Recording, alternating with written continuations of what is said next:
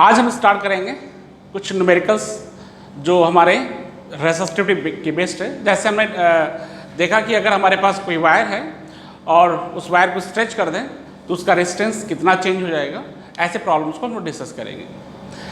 तो देखो, पहली चीज़ तो ये देखो कि वायर को स्ट्रेच करने से क्या चीज़ नहीं बदलती है, वो होगा उसकी रेसिस्टिविटी। किसी भी कंडक्टर को स्ट्रेच करें तो उसकी रेसिस्टिविटी चेंज नहीं होती है। और एक चीज़ और है, वो है उसका वॉल्यूम। ये दोनों चीज़ चेंज नहीं होती है। तो इस कॉन्सेप्ट को दिमाग में बैठा करके हम क्या करेंगे, एक वायर को स्ट्रेच करेंगे और स्ट्रेच करने के बाद हम ये देखेंगे उसका रेजिस्टेंस कितना चेंज हो रहा है। तो सपोज करो हमारे पास एक वायर है जिसका लेंथ क्या है, जिसका लेंथ L1 है।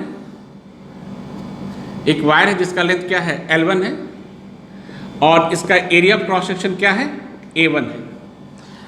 अगर इस वायर को स्ट्रेच कर दें, इस वायर को स्ट्रेच कर दें, देखिए इस वायर को हमने स्ट्रेच कर दिया और इसकी लेंथ कितनी हो गई, इसकी लेंथ हमारी L2 हो गई और एरिया ऑफ क्रॉस सेक्शन क्या हो गया, A2 हो गया।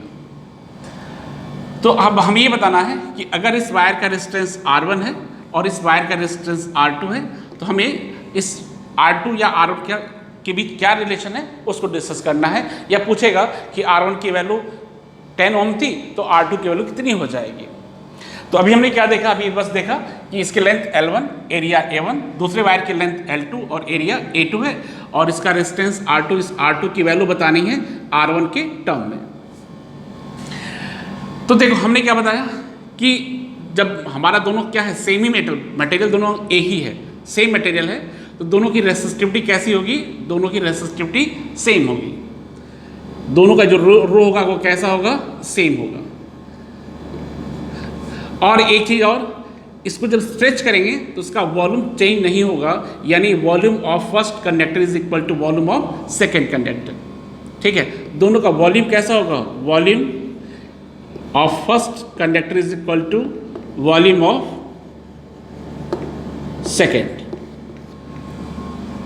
इतना तो क्लियर ही है। अब हम बात करते हैं इसका वॉल्यूम कितना होगा। तो वॉल्यूम देखो क्या हो गया, area into length, cylindrical wire है ना, तो एरिया इनटू लेंथ, इसका भी वॉल्यूम क्या हो गया, तो सेम उसी तरीके से क्या हो जाएगा, area into length, A2 into L2।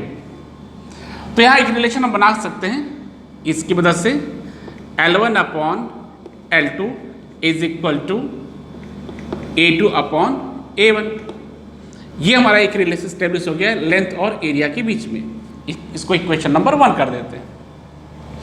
अब हमने क्या देखा कि इसकी रेसिस्टिविटी चेंज नहीं होती है। तो पहला वायर है, इसका रेजिस्टेंस कितना है, तो इसका रेजिस्टेंस का जो फॉर्मूला है R इज इक्वल टू, या R1 is equal to rho L upon A, so L1 upon A1 हो जाएगा। और ऐसे हमारे पास जो दूसरा वायर है इसका रेजिस्टेंस क्या हो जाएगा, R2 हो जाएगा, R2 is equal to rho into L2 upon A2। ये दोनों रेजिस्टेंस हमारे पास अलग अलग मिल गए हैं, दोनों की रेसिस्टिविटी कैसी है, सेम है। तो यहाँ हम क्या करना चाहते हैं, इनके बीच का रिलेशन देखना चाहते हैं। तो हम करेंगे क्या, R1 में R2 से डिवाइड करेंगे, R1 में R2 से डिवाइड करो। R1 की वैल्यू क्या है, तो rho into L1 upon A1 divide by R2 की वैल्यू क्या है, रो इंटू L2 अपॉन A2। यहाँ पे क्या करेंगे, उस रो को कैंसिल कर दो तो हमारे पास रिलेशन आएगा R1 upon R2, this is equal to L1 upon L2 into A2 upon A1। ये हमारा रिलेशन आ गया। अब इक्वेशन 1 से देखो क्या कर सकते हैं, इक्वेशन 1 से कर सकते हैं कि L1 अपॉन L2 क्या है, that is A2 upon A1। तो अब हम इसमें देखो, इसमें कई रिलेशन हम डिस्कस कर सकते हैं। जैसे ये L1 अपॉन L2 किसके बराबर है, ये हमारा ये है A2 बाई A1 के बराबर।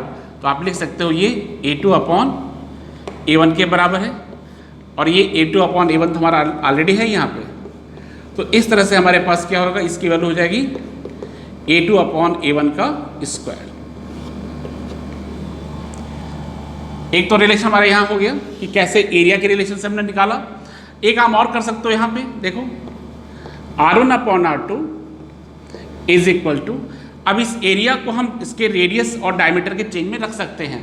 तो एरिया देखो क्या हो गया, इसका एरिया हो जाएगा पाई R2 square upon pi R1 square, और इसके टोटल पावर कितना है, टोटल के पावर क्या है, स्क्वायर ऐसे है। यहाँ पे सॉल्व करेंगे तो इस पाई को कैंसिल कर सकते हैं। ये हमारे पास क्या हो गया, R1 upon R2 upon R1, आप क्या लिखोगे, R2 अपॉन R1 दोनों का स्क्वायर है, तो आप चाहो तो इस पर लिख सकते हो R2 अपॉन R1 के पावर क्या हो जाएगा 4।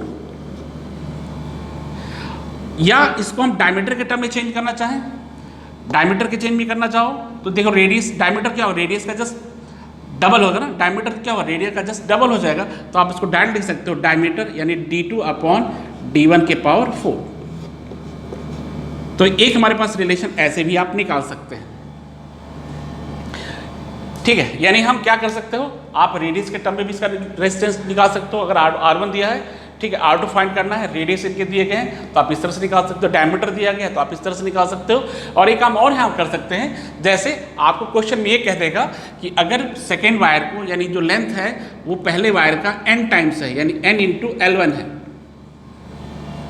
क्या कह रहा है कि अगर हमने इस वायर को इसको n टाइम्स इंक्रीज कर दिया, पहले वायर का n टाइम्स इंक्रीज कर दिया, तो नया रेजिस्टेंस क्या हो जाएगा, तो इस रिलेशन से हमारा L1 upon L2 is equal to A2 upon A1 है। तो ये जो हमारे पास जो L2 है वो क्या है, L2 है n टाइम्स ऑफ L1। तो आप देखो इस यहीं पे हम लोग इसको यूज़ कर सकते हो, क्या कि L1 upon L2, L1 upon यानी आप क्या कह सकते हो, L2 जो हमारा क्या है वो n टाइम्स है, तो आप इसको चाहो तो उल्टा कर लो। उल्टा करने के मतलब आप इसको ऐसे लिख लीजिए क्या कि L2 upon L1, L2 upon L1, और L2 क्या है, L2 n times of L1 है। तो ये रिलेशन क्या हो गया, L2 अपॉन L1 क्या हो गया, ये हमारा n हो गया। L2 अपॉन L1 क्या हो गया, ये हमारा n हो गया। तो इस रिलेशन को उल्टा कर दें, उल्टा करने से क्या मिलेगा हमको, देखिए जरा, ये मिल जाएगा L2 upon L1 is equal to A1 upon A2, ठीक है। और L2 अपॉन L1 क्या है, L2 अपॉन L1 क्या है, n है, और A1 अपॉन A2 क्या है, ये भी हमारा, तो क्या है, ये भी हमारा n है, क्योंकि ये इसके बराबर और ये किसके बराबर है, n के बराबर है। So L1 upon L2 is equal to A1 upon A2 is equal to n। तो आप इस रिलेशन पे आ जाओ, देखो L1 upon L2 A2 upon A1, तो आप चाहो तो इस रिलेशन के यहाँ उल्टा भी निकाल सकते हो। अगर R2 निकालना चाहो तो पहले तो R2 निकाल लो, तो R2 is upon R1 is equal to क्या हो जाएगा, this becomes L2 by L1, इसका उल्टा A1 अपॉन A2।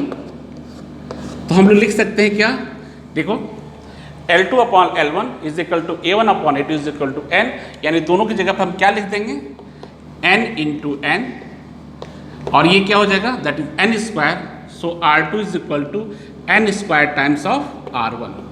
ये बड़ा ही इंपॉर्टेंट रिलेशन है कि अगर किसी वायर को हम n टाइम्स स्ट्रेच कर दें, किसी वायर को हम क्या करें, n टाइम स्ट्रेच कर दें, तो उसका रेजिस्टेंस क्या होगा, n स्क्वायर टाइम्स हमारा चेंज हो जाएगा, n स्क्वायर टाइम्स रेजिस्टेंस क्या हो जाएगा, बढ़ जाएगा हमारा, ठीक है। सिंपल सा रिलेशन में देखा कि अगर किसी वायर को क्या करें, अगर किसी वायर को n टाइम्स क्या करें, स्ट्रेच कर दें, देख लो, अगर किसी वायर को n टाइम्स स्ट्रेच कर दें तो उसका रेजिस्टेंस क्या हो गया, n स्क्वायर टाइम्स चेंज हो जाएगा। या इस क्वेश्चन में ऐसे भी हमारे पास है कुछ रिलेशंस आएंगे कि डायमीटर को हमने इतना टाइम्स चेंज कर दिया, ठीक है, इसके रेडियस को इतना टाइम्स चेंज कर दिया, तो कितना चेंज हो जाएगा। यहाँ ध्यान देना, इस रिलेशन में R1 अपॉन R2 है, R1 अपॉन R2 यानी R2 अपॉन R1 क्या हो जाएगा। अगर आपसे क्वेश्चन पूछता है कि हमने क्या किसी वायर के डायमीटर को या किसी वायर के रेडियस को क्या कर दिया, n टाइम स्ट्रेच कर दिया, वायर के डायमीटर या रेडियस को n टाइम स्ट्रेच कर दिया, तो रेजिस्टेंस कितना चेंज हो जाएगा। तो उसका रेजिस्टेंस देखो यहाँ R1 अपॉन R2 हो जाएगा, यानी आप क्या करोगे, 1 अपॉन n, और यहाँ भी क्या है, इसका स्क्वायर यानी पावर 4 हो जाएगा, तो ये क्या होगा, n के पावर 4 टाइम्स चेंज हो जाएगा। तो याद रखिए, बड़ा सिंपल सा रिलेशन है, और इसमें आपको कॉन्सेप्ट यही याद रखना है कि हमें क्या इसमें चेंज नहीं होगा, एक तो वॉल्यूम नहीं चेंज होगा और दोनों की रेसिस्टिविटी कैसी होगी, सेम होगी, रेसिस्टिविटी चेंज नहीं होनी है। इस तरह से हमने दो अलग अलग इसके यूज़ किए हमने कि अगर इस तरह से लेंथ के टर्म में निकालना हो, ठीक है, तो कैसे निकालेंगे, और रेडियस और डायमीटर के टर्म में निकालना हो तो कैसे निकालेंगे। तो अब इसमें दो हम न्यूमेरिकल प्रॉब्लम्स करेंगे। जैसे सिंपल आपसे कह रहा है कि एक वायर है जिसका रेजिस्टेंस क्या है, बड़ा सिंपल सा क्वेश्चन है, इसको आप तो इसका आंसर आप ओरली भी दे सकते हो। एक वायर है जिसका रेजिस्टेंस दिया गया है, रेजिस्टेंस इसका दिया गया है 10 ओम। ये वायर का रेजिस्टेंस कितना है, इसकी वैल्यू है 10 ओम। ठीक है, इसकी वैल्यू कितनी है 10 ओम कर दो, सिंबल में कर दो भाई, कन्फ्यूजन ना हो। इसका रेजिस्टेंस कितना है 10 ओम है। और करना क्या है, इसको स्ट्रेच करना है कितना, इसका 3 टाइम्स। इसको हमने क्या करना है, स्ट्रेच करना है, इसका 3 टाइम्स स्ट्रेच करना है। तो हमें बताना है कि इसका नया रेजिस्टेंस कितना होगा। इस वायर को इसके लेंथ का हमने इसका 3 टाइम्स स्ट्रेच कर दो तो बताना है कि इसका नया रेजिस्टेंस क्या होगा। तो इसका रेजिस्टेंस 8 है, इसका रेजिस्टेंस R' हमको फाइंड करना है। और हमको दे रहा है कि इसका लेंथ क्या है, इसका लेंथ इसके लेंथ का 3 टाइम्स है। तो अगर लेंथ ये L है और ये L' है तो L' क्या है 3 टाइम्स ऑफ L है। तो अब अभी हमने डिस्कस किया था कि अगर किसी वायर को स्ट्रेच करते हैं n टाइम्स स्ट्रेच करते हैं तो उसका रेजिस्टेंस क्या होता है n² टाइम्स चेंज हो जाता है। तो अगर 3 टाइम्स चेंज करोगे तो क्या होगा, वो 3 का स्क्वायर दैट इज 9। 9² मतलब आप क्या करोगे, सीधा कह सकते हो इसका रेजिस्टेंस 10 है तो 9 से मल्टीप्लाई कर दोगे दैट इज 90 ओम आ जाएगा। बट इस पर चेक कर लेते हैं कैसे निकालोगे। तो देखो फिर से इनके वॉल्यूम सेम रहेंगे। तो वॉल्यूम का मतलब क्या हो गया, इसका अगर एरिया A मान लेते हो, इसका एरिया A' मान लेते हैं तो A into L is equal to A' into L'। क्या लिखेंगे, A upon A' is equal to L' upon L। L' क्या है 3 टाइम्स ऑफ L है तो 3L अपॉन L कर दो। ये क्या हो गया, ये आपका 3 हो गया, यानी A upon A' is equal to L' upon L। और ये कितना हो गया 3 हो गया। अब क्या करें, रेजिस्टेंस निकाल लेते हैं। तो resistance R is equal to क्या हो गया, rho into L upon A। और इसका रेजिस्टेंस क्या हो गया सेकेंड वायर का, R' is equal to rho into L' upon A'। इसका रेजिस्टेंस हो गया। तो आप क्या कर लो, डिवाइड कर दो, R' में R से डिवाइड करो। सो R' अपॉन R' करो क्या है रो इंटू L' अपॉन A' है और इसकी वैल्यू है रो इंटू L अपॉन A है। ये कैंसिल हो गया, हमारे पास बचा क्या L' upon L into A upon A'। और ये क्या कह रहा है कि L' अपॉन L क्या है, L' अपॉन L क्या है, ये 3 है। और A अपॉन A' ये भी क्या है, ये भी 3 है दैट इज 9। तो यहाँ से रिलेशन क्या मिला, R' is equal to 9 into R। और R की वैल्यू कितनी है 10 ओम है। तो ये हमारा क्या हो गया, नया रेजिस्टेंस हो गया 90 ओम। ठीक है, बड़ा सिंपल सा रिलेशन था कि कैसे हम किसी वायर को स्ट्रेच कर देते हैं तो उसका रेजिस्टेंस कितना चेंज हो जाता है। इस तरह से इस रिलेशन को यूज करेंगे और क्वेश्चन को हम लोग लगाएंगे। अब इसमें क्या करना है, इसमें हमारे पास एक अलग तरह से क्वेश्चन आ सकता है। जैसे कह रहा है कि एक वायर हैज रेजिस्टेंस ऑफ 16 ओम। एक दूसरा क्वेश्चन देख लेते हैं कि वायर हैज रेजिस्टेंस ऑफ 16 ओम। एक वायर का रेजिस्टेंस कितना है 16 ओम कह रहा है। और कह रहा है कि it is melt and draw into wire of half its length. इसको क्या किया, इस वायर को मेल्ट किया गया, मेल्ट करके इसकी जो लेंथ है, नया वायर की जो लेंथ है पहले की क्या कर दी, आधी कर दी। यानी हमारे पास एक वायर है जिसका लेंथ मान लेते हैं L है, इसका एरिया क्रॉस सेक्शन कितना है A मान लेते हैं। इसको हमने मेल्ट करके और एक नया वायर बनाया जिसकी लेंथ क्या हो गई, पहले की आधी हो गई, यानी ये हमारा L/2 हो गया। L' is equal to L/2 और एरिया हमारा क्या हो गया, ये A' हो गया। तो आपसे पूछ रहा है क्वेश्चन में कि calculate resistance of new wire. ठीक है, इस वायर का आपका रेजिस्टेंस कितना होगा, R' की वैल्यू कितनी होगी। और आपसे ये भी पूछ रहा है कि find percentage change in resistance, percentage change in resistance, percentage change in resistance.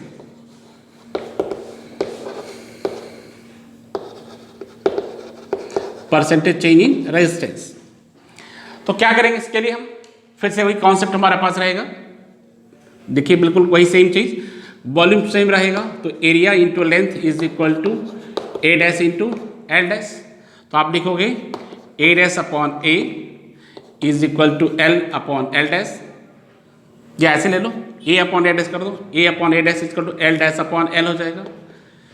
L' क्या है, तो L अपॉन 2 है। देखो ये L अपॉन 2 अपॉन L हो गया, that is 1 upon 2। A upon A' is equal to L' upon L, that is equal 1/2। फिर से रेजिस्टेंस देख लेते हैं। Resistance R is equal to इसका रेजिस्टेंस देख लो R dash is equal to rho into L dash upon A हो जाएगा ए डैश, और आर इज इक्वल टू क्या हो गया rho into L upon A. ये तो हम लोग पहले भी क्वेश्चन में देख रहे थे इसको। अब दोनों को डिवाइड कर देते हैं, तो यहाँ से जो चीज़ें कैंसिल हो जा रही हैं इसको हटा देते हैं, ये हट गया।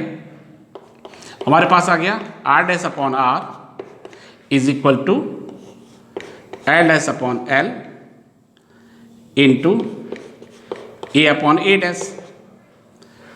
ठीक है, देख लो एल डैश अपॉन एल क्या है, ये 1/2 है, और ए अपॉन ए डैश क्या है, ये भी हमारा 1/2 है। तो आप लिख सकते हो R dash upon R is equal to 1/2 into 1/2 that is 1/4। So R dash is equal to what, R upon 4, और आर कितना दे रखा है 16 दे रखा है, तो 16/4। तो नया रेजिस्टेंस कितना हो गया 4 ओम, यानी इस वायर का रेजिस्टेंस कितना होगा, इस वायर का रेजिस्टेंस हो गया 4 ओम। अब इस क्वेश्चन में आपको एक चीज और पूछ रहा है, वो कह रहा है कि कितना परसेंटेज चेंज हुआ, percentage change in resistance, percentage change in resistance, percentage change भी निकालना है। तो परसेंटेज चेंज कैसे निकालोगे, R minus R dash upon R into 100 कर दो। भाई 16 से कितना हो गया 4 हो गया ना, तो कैसे निकालेंगे, आर की वैल्यू कितनी है 16 माइनस 4 अपॉन 16 इंटू 100। सॉल्व कर लेते हैं, देख लो यहाँ पे ये हो गया 12 अपॉन 16 इंटू 100, ये आ गया 75%। ठीक है, कितना आ गया 75%। तो ऐसे क्वेश्चंस बड़े सिंपल तरीके से, बस दिमाग में दो ही चीज़ होनी चाहिए, एक तो वायर को हमने स्ट्रेच कर दिया तो इसकी रेसिस्टिविटी नहीं बदलनी है, और दूसरी चीज़ क्या है, इसका वॉल्यूम चेंज नहीं होता है। तो इस तरह से आप ढेर सारे क्वेश्चंस को सॉल्व कर सकते हैं। हमने कुछ बेसिक क्वेश्चन को डिस्कस कर दिया। तो अब तक हमने क्या सीखा, अब तक हमने रेजिस्टेंस के बारे में सब कुछ छोटी मोटी जो भी चीज़ें थी हमने डिस्कस कर लिया। रेजिस्टेंस कैसे डिपेंड करता है, ठीक है, कैसे स्ट्रेच करने पर चेंज होता है, हमने फिर इसके पहले काफ़ी चीज़ों को डिस्कस कर चुके हैं। अब हम इसके एप्लीकेशन पॉइंट ऑफ व्यू की तरफ बढ़ते हैं। एप्लीकेशन का मतलब है जब हम बात करते हैं इलेक्ट्रॉनिक सर्किट की, उस इलेक्ट्रॉनिक सर्किट में हमें क्या करना है, हमें डिफरेंट रेजिस्टेंस को यूज़ करना है, और रेजिस्टेंस को खरीदने के लिए हमें मार्केट में जाना पड़ेगा, और मार्केट में हमें जाके दुकान वाले को बोलना होगा कि भाई हमको ये इतने किलो ओम का रेजिस्टेंस चाहिए।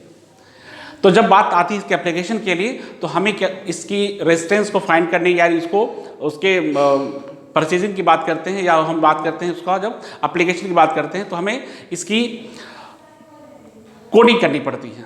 कोडिंग का मतलब क्या है, इसका हम कलर कोड करते हैं, और कलर कोड से हम क्या कर सकते हैं, पहचान सकते हैं। जैसे सब सिंपल सी बात है कि भाई अगर एक बहुत बड़ा ग्राउंड है और उसमें कह दिया गया कि आप जितने भी स्कूल हैं, शहर के जितने स्कूल हैं, उस स्कूल के सारे जो क्लास 12 के बच्चे हैं सारे बच्चे आ जाएं, तो अगर वो सारे बच्चे अगर आ जाते हैं इस फील्ड में, ग्राउंड में, और अपने होम ड्रेस में आएंगे, तो पहचाना बड़ा मुश्किल हो जाएगा कि किस स्कूल का बच्चा कौन सा है। सिंपल सी बात है। लेकिन हम बात करते हैं कि हमने कह दिया, पहले इंस्ट्रक्शन हो गया, उस ग्राउंड में जाने से पहले सारे बच्चे अपने स्कूल ड्रेस में जाएंगे, तो वहाँ पे हमें पहचानना बहुत ही आसान हो जाएगा, क्योंकि उनके स्कूल ड्रेस से, उनकी स्कूल ड्रेस यानी शर्ट पैंट टाई, इसके कलर को के कम्बिनेशन को पहचान कर हम बिल्कुल करेक्ट पहचाने कि ये बच्चा इस स्कूल का है।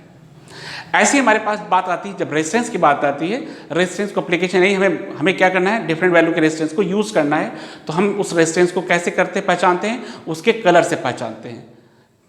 क्लियर, वो कलर कैसे हो, तो वो कलर की कोडिंग की जाती है, और वो कोडिंग कैसे करते हैं उसको आपको हम बताते हैं।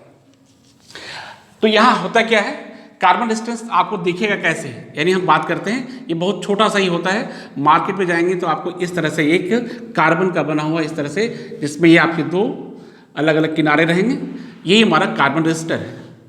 ये हमारा कार्बन रेजिस्टेंस बहुत ही छोटा होता है, बिल्कुल बहुत छोटा सा ये कार्बन रेजिस्टेंस होता है। इसमें करते क्या है, इसमें कलर के पैच बने होते हैं, ठीक है, इसमें कलर के पैच यानी इस पर कलर के बैंड्स बने होते हैं। कलर के क्या होते हैं, कलर के इस पे बैंड्स बने होते हैं, और इन कलर के बैंड्स या कह सकते हैं रिंग्स होते हैं। इन रिंग्स को हम लोग पहचान करके और फिर बताते हैं कि क्या इस रेजिस्टेंस की वैल्यू कितनी है। तो जो कलर के रिंग्स होंगे, कलर के जो पैच होते हैं कुछ इस तरह से होते हैं कि एक पैच हमारा यहाँ पे आएगा कलर का, दूसरा जो कलर का रिंग होगा यहाँ पे कहीं आएगा इस तरह से, तीसरा जो कलर होगा हमारा कुछ इस तरह से आएगा।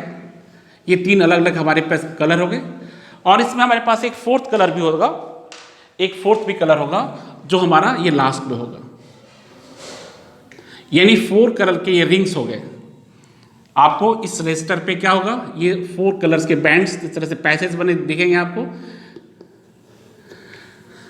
और इन जो रिंग्स जो दिखेंगे, इन रिंग्स के करस्पॉन्डिंग हमारे पास डाटा दिया रहता है और उसको देख के पहचान के हम बताते हैं कि इस रेजिस्टेंस की वैल्यू कितनी है। जैसे आप देखो, आपके पास ये रेजिस्टेंस का ये पहला कलर है, इस कलर का नाम हम ए करते हैं, इस कलर का नाम हम बी करते हैं, इस कलर का नाम हम सी करते हैं, और ये जो लास्ट है इसका नाम हम क्या करते हैं, डी करते हैं। आप चाहो तो कैपिटल भी यूज कर सकते हो, कोई दिक्कत नहीं है। इसको आप ले लो, जो कलर का रिंग है ये, इसको ए कह दो, इसको बी कह दो, ये इसको सी ले लें और इसको हम डी लेते हैं। तो अब इनको लिखते कैसे हैं, जैसे अब ये ए है, यानी फर्स्ट कलर है, तो फर्स्ट कलर को हम लिखेंगे किससे, ए से लिखेंगे। ए से मतलब हो गया कि ये इसकी वैल्यू जितनी भी होगी इसका एक सिग्निफिकेंट फिगर हो जाएगा फर्स्ट वाला। ऐसे हम यहाँ बी, दूसरे कलर के करस्पॉन्डिंग यहाँ डाटा हम लिखेंगे बी, यानी इसके पास कुछ वैल्यू होगी उसको नोट करेंगे, इनटू 10 के पावर सी। सी का मतलब ये थर्ड कलर है, इसके करस्पॉन्डिंग क्या डाटा होगा उसको नोट करेंगे। और यहाँ क्या करते हैं, ये टॉलरेंस जो डी होता है ये टॉलरेंस कहलाता है, प्लस माइनस D%। ये हमारा हो गया कलर कोडिंग। अब कैसे, यानी एक जगह पे क्या लिखना है, बी की जगह पे क्या लिखना है, तो एक जगह पे पहला जो कलर है, जो भी कलर होगा उसके करस्पॉन्डिंग जो वैल्यू होगी इसको नोट करना होगा। दूसरा कलर यानी बी की जगह पे क्या लिखेंगे, जो सेकंड कलर होगा उसकी करस्पॉन्डिंग जो वैल्यू उसको नोट करेंगे। सी की जगह पे क्या लिखेंगे, थर्ड कलर जो होगा उसकी वैल्यू नोट करेंगे। और लास्ट में जो लास्ट कलर होगा इसके करस्पॉन्डिंग जो वैल्यू होगी वो टॉलरेंस के टर्म में आ जाएगा। तो ये कलर कौन कौन से होते हैं इनको देख लेते हैं। ये जो कलर्स हमारे होते हैं इनको कैसे नोट करते हैं और ये क्या होते हैं। तो इसका बड़ा सिंपल सा स्लोगन है, उस स्लोगन को बच्चे याद करते हैं और स्लोगन से वो बच्चे कलर कोडिंग का पैटर्न्स को याद कर लेते हैं। क्या स्लोगन है, स्लोगन बच्चे ऐसे याद करते हैं, B B Roy, B B Roy, B B Roy great Britain very good wife. ये स्लोगन है, बच्चे से याद कर लेते हैं, आसानी से याद कर लेते हैं। B B Roy great Britain very good wife, ऐसे स्लोगन हो गए। ये कलर के पैटर्न्स हैं। अब ये क्या है, कौन कौन से कलर हैं जरा देखा जाए तो ये बी से स्टार्ट करें। जो पहला बी है this is called black, this is called black, first is black, second is called brown,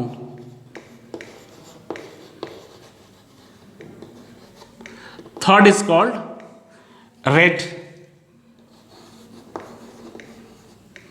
fourth is called orange, fifth is called yellow, next color G stand for green,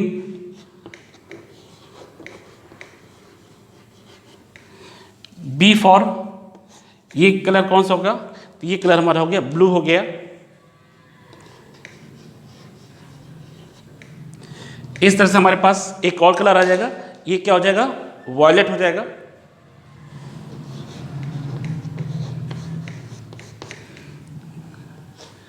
grey, और last colour हमारा हो जाएगा white. इसको क्या लेते हैं, last colour हमारा हो गया व्हाइट। अब इनके करस्पॉन्डिंग क्या डिजिट हैं इनको देख लेते हैं। तो ये जो डिजिट है इनको आपको याद रखना है, बिल्कुल सिंपल सा है, 0 से स्टार्ट करना है। 0 1 2 3 4 5 6 7 8 एंड फाइनली 9। फाइनली क्या वाइट का करस्पॉन्डिंग क्या हो गया, 9 हो गया। यानी पहले अब तो काम ये करना होगा कि जो हमारे पास ये जो कोडिंग है, कलर के जो पैटर्न्स है, इस सीरीज को याद करना होगा। याद करने का तरीका हमने बता दिया, सिंपल सा, B.B. Roy, great Britain, very good wife. B stand for black, brown, red, orange, ऐसे आप याद कर लो। क्लियर? अब बात आते हैं, क्वेश्चन पे आते हैं कि अगर हमें किस क्वेश्चन में इस तरह का पैटर्न दिया गया हो तो कैसे आप पहचानोगे। जैसे आप मान लो हमारे पास एक रेजिस्टेंस दिया गया है और उसमें जो कलर्स है, अच्छा एक चीज़ और देख लेते भाई, ये हमारे पास लास्ट ये जो डी है ना, इस डी के करस्पॉन्डिंग कौन कौन से कलर हैं। जो लास्ट हमारे पास जो डी है, ये इसके करस्पॉन्डिंग क्या क्या है। तो ये जो डी है इसके करस्पॉन्डिंग हमको क्या मिलेगा, एक तो हमें मिलेगा गोल्ड, सेकेंड मिल सकता है सिल्वर। दो ही चीज मिलेगी, या तो गोल्ड मिलेगा या तो सिल्वर मिलेगा। अगर हमारे पास गोल्ड की वैल्यू, अगर गोल्ड आता है तो हमारे पास जो एरर है इसको अब लेते हैं 5%। गोल्ड के करस्पॉन्डिंग क्या करेंगे, जो एरर लेंगे हम कितना लेंगे, 5% लेंगे। सिल्वर के करस्पॉन्डिंग जो परसेंटेज एरर लेंगे, यानी जो टॉलरेंस लेंगे, वो हमें लेंगे 10%। और नो कलर, कोई कलर नहीं होगा, इसी करस्पॉन्डिंग हम लोग क्या लेंगे, दैट इज 20%। क्लियर? गोल्ड के करस्पॉन्डिंग 5%, सिल्वर करस्पॉन्डिंग 10% और नो कलर करस्पॉन्डिंग 20%। तो अब एक क्वेश्चन की तरह से हम इसको यूज करते हैं। जैसे मान लो हमें क्या है, एक रेजिस्टेंस दिया गया है, कार्बन रेजिस्टर है, और उसके जो पैसेज है, कलर के जो पैटर्न्स दिए गए हैं, उनकी कलर्स को हम नोट कर लेते हैं और फिर हम बताने की कोशिश करते हैं कि इसके पास क्या क्या कलर्स हैं। जैसे आपको ये दिया गया है, 3 कलर के पैचेस ये हैं और ये चौथा हमारा क्या हो गया, टॉलरेंस के लिए हो गया। तो अगर आपसे कह दिया जाए कि पहला कलर क्या है, रेड है, दूसरा कलर क्या है, ये भी रेड है, तीसरा कलर क्या है, अगर आपसे कह दिया ऑरेंज, और ये क्या है, गोल्ड, तो आपसे पूछेगा कि इसकी वैल्यू कितनी होगी। तो अब इसको याद करो, ए का मतलब पहला कलर क्या है, रेड है, ये क्या हो गया, रेड। तो रेड के करस्पॉन्डिंग कितना है, जरा देखिए, रेड के करस्पॉन्डिंग डाटा कितना है, 2। तो यहाँ पे क्या लिखेंगे, पहले लिखेंगे 2।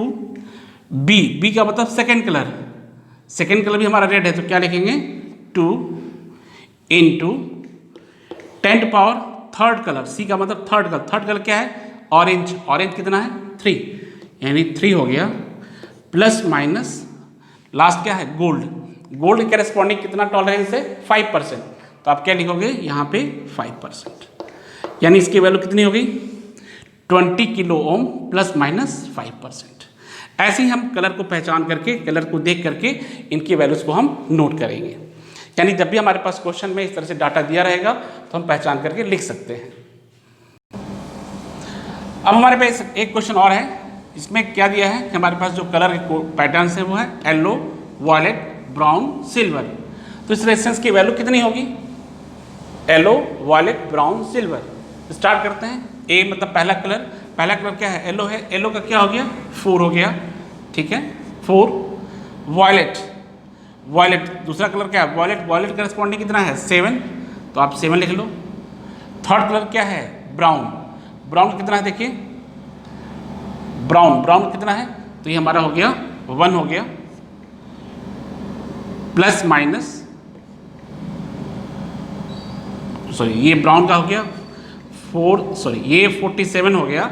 वॉयलेट थर्ड कलर कहाँ जाएगा, 10 की पावर सी इंटू 10 की पावर सी, सी कितना है, सी का मतलब थर्ड कलर, थर्ड कलर क्या है, ये हमारा क्या है, ब्राउन, ब्राउन का कितना हो जाएगा, 1 हो जाएगा, प्लस माइनस लास्ट कलर क्या है, सिल्वर, सिल्वर का देखो क्या है, सिल्वर का है 10%, तो आप क्या देखोगे 10%। दोबारा देख लो, येलो का क्या हो गया, पहला कलर, दूसरा कलर इंटू 10 पावर सी का third colour into plus minus 3%।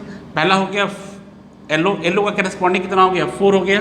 दूसरा क्या हो गया, वॉयलेट, वॉयलेट, वॉयलेट करस्पॉन्डिंग कितना हो गया, 7 into 10 power third colour, third colour क्या है, ब्राउन, और ब्राउन करस्पॉन्डिंग कितना हो गया, 1, तो ये हो गया 1 हो गया, प्लस माइनस लास्ट क्या है, सिल्वर, सिल्वर का कितना है 10%, तो ये हमारे पास ये वैल्यू हो गई 47 into 10 power 1, that is 470 plus minus 10%। ये हमारी रेजिस्टेंस की वैल्यू होगी। तो मेरे हिसाब से ये सब चीज़ें क्लियर हो गई होंगी।